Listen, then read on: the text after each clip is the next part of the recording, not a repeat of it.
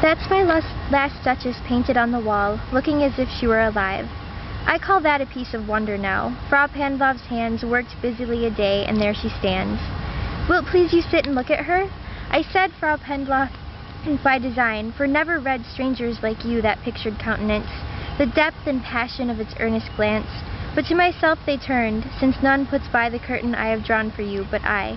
And seems as if they would ask me, if they durst, how such a glance came there, so not the first are you to turn and ask thus. Sir, 'twas not her husband's presence only called that spot of joy into the Duchess's cheek.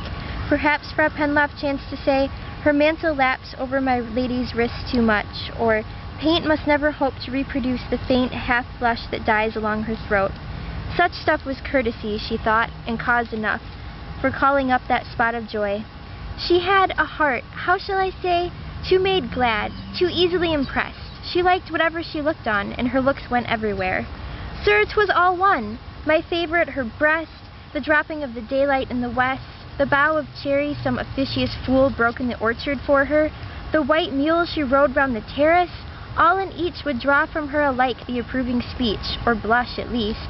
She thanked men, good, but thanked somehow, I know not how, as if she ranked my gift of a 900-year-old name with anybody's gift. Who stooped to blame that sort of trifling?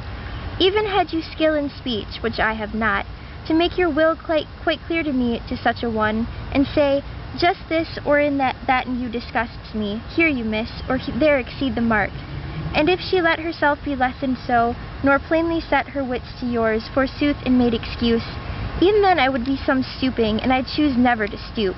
Oh, sir, she smiled, no doubt, whenever I passed her, but who passed without much the same smile? This grew, I gave commands, then all smiles stopped together.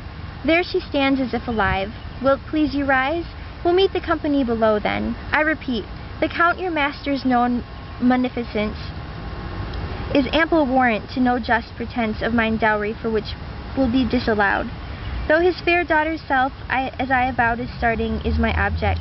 Nay, we'll go down together, sir. Notice Neptune, though, taming a seahorse, thought a rarity, which Claus of Innsbruck cast in bronze for me.